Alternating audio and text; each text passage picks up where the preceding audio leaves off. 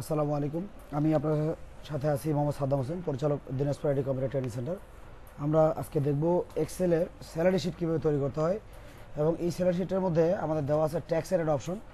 আমরা প্রথমত প্রশ্নটা একটু পড়ে নেই। প্রশ্নটা হচ্ছে কর্মকর্তা কর্মচারীদের জন্য স্যালারি শিট তৈরি করতে হবে যেখানে হাউস রেন্ট অর্থাৎ আমার বাড়ি ভাড়া হবে বেসিকের 50%, অর্থাৎ আমার যা বেসিক হবে তার 50%। মেডিকেল অ্যালাউন্স বলা হচ্ছে বেসিকের 10%। প্রভিডেন্ট ফান্ড পিএফ বেসিকের 10%। ইনকাম ট্যাক্স শর্ত হচ্ছে, প্রথম শর্ত বেসিক 2000-এর নিচে হলে 0%, অর্থাৎ কোনো পার্সেন্ট হবে না। ইনকাম ট্যাক্স বেসিকের 2000 থেকে শুরু করে 5000 পর্যন্ত যাদের বেতন তাদের জন্য হলো 5%। ইনকাম ট্যাক্স বেসিক 5000-এর উপরে হলো 10%। প্রভিডেন্ট ফান্ড ও ইনকাম ট্যাক্স নেট স্যালারির সঙ্গে প্রদান নয়, অর্থাৎ প্রভিডেন্ট ফান্ড এবং ইনকাম ট্যাক্স নেট স্যালারিতে কাটে নেবে। ঠিক আছে, এই তো শর্ত। এবার স্যালারি শিট তৈরি করার পদক্ষেপ নিতে হবে। এখন স্যালারি শিট আমরা তৈরি করবো কীভাবে, এটা প্রশ্নটা আমাকে বুঝতে হবে। প্রশ্নটা কিসের? এমএস এক্সেলের। আমরা একটা এক্সেল প্রোগ্রাম চালু করি। এই একটা এমএস এক্সেল প্রোগ্রাম চালু করলাম। আমরা এটাকে জুমটা কমাই নেই, নিয়ে আমরা প্রথমে টাইটেলগুলো লিখে নেই, আমাদের টাইটেল কী কী আছে। আমার টাইটেল প্রথমে দেখাচ্ছে ইএম কোড। এটা ইএম কোডটা কি? এটা হচ্ছে আমাদের যে যেখানেই জব করে না কেন, সেটা গভর্নমেন্ট অথবা নন গভর্নমেন্ট, প্রত্যেক প্রতিষ্ঠানে প্রত্যেকটা কর্মচারীর একটা করে নির্ধারিত কোড থাকে, অর্থাৎ যেই কোডে তাকে খুঁজে পাওয়া যাবে যে সে কত নম্বর কোডে আমাদের প্রতিষ্ঠানের কর্মচারী বা কর্মকর্তা।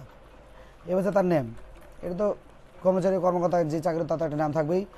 বেসিক স্যালারি, কার কত বেসিক স্যালারি হবে। এবার আছে হাউস রেন্ট, আমরা এটাকে সংক্ষিপ্ত লিখতেছি HR। হচ্ছে মেডিকেল অ্যালাউন্স, আমরা এটাকে সংক্ষিপ্ত লিখছি MA, এমনি মেডিকেল এতে অ্যালাউন্স। এবার হচ্ছে প্রভিডেন্ট ফান্ড P.F। এরপরটা আমাদের আছে হলো ট্যাক্স। এবার হচ্ছে আমাদের টোটাল পেমেন্ট। এই তো আমার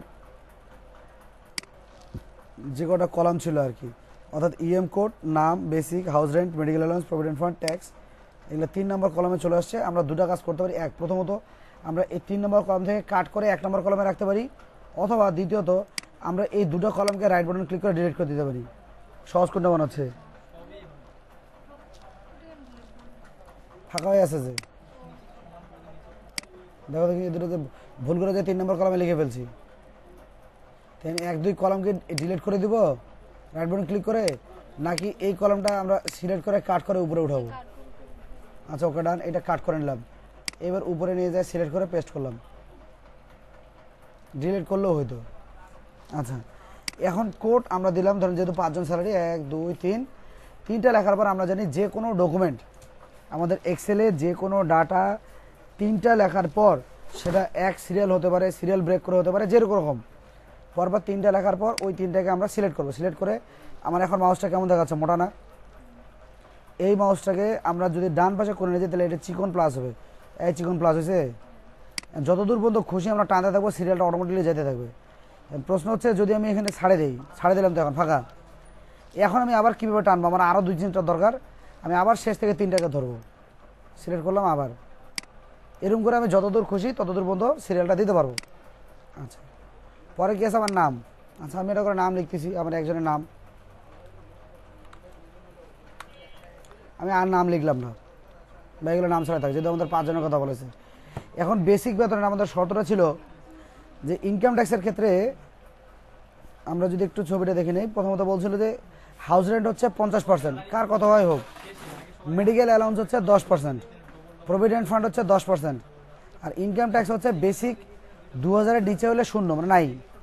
আর 2000 থেকে 5000 পর্যন্ত হলে 5%, 5000-এর উপরে হলে 10%। আচ্ছা, তাহলে আমরা এবার বেতন দিয়ে দিই।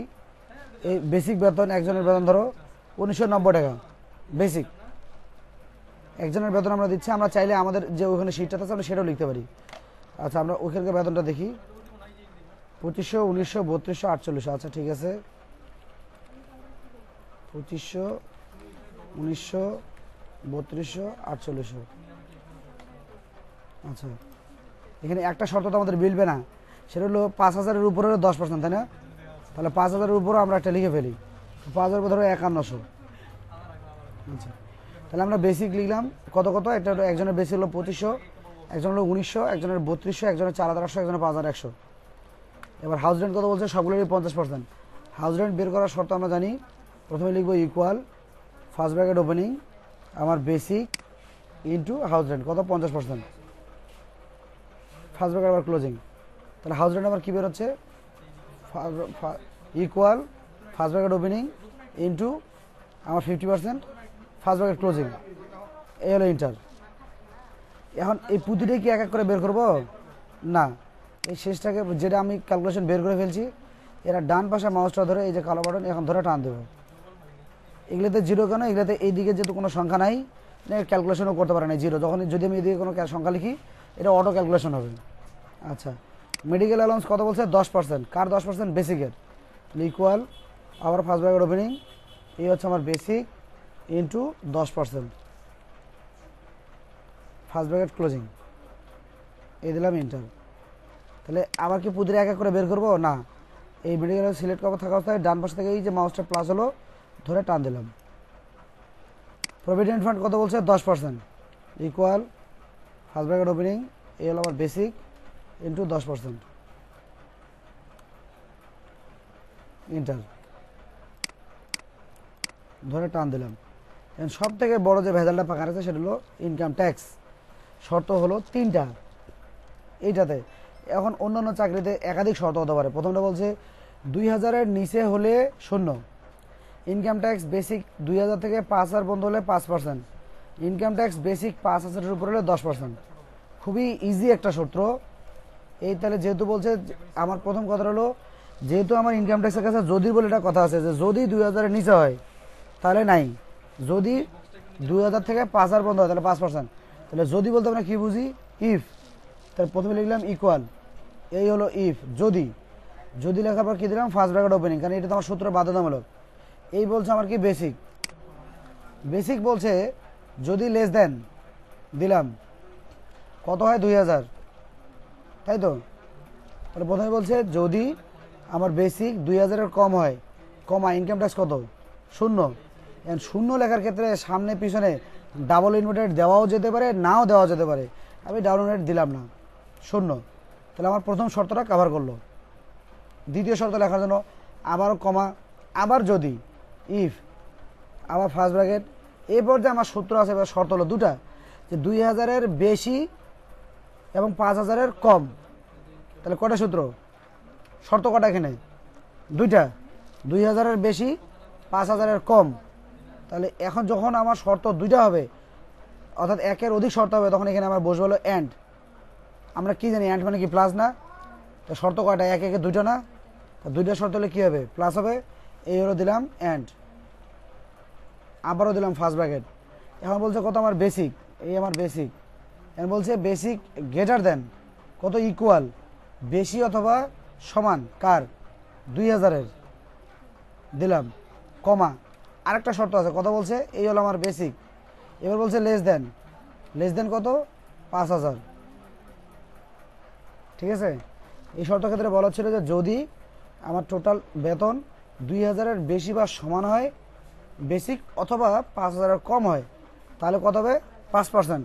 তাহলে ফার্স্ট ব্র্যাকেটটা আমরা ক্লোজিং করলাম, কমা আমার এই বেসিকের 5%, বেসিক ইন্টু 5%,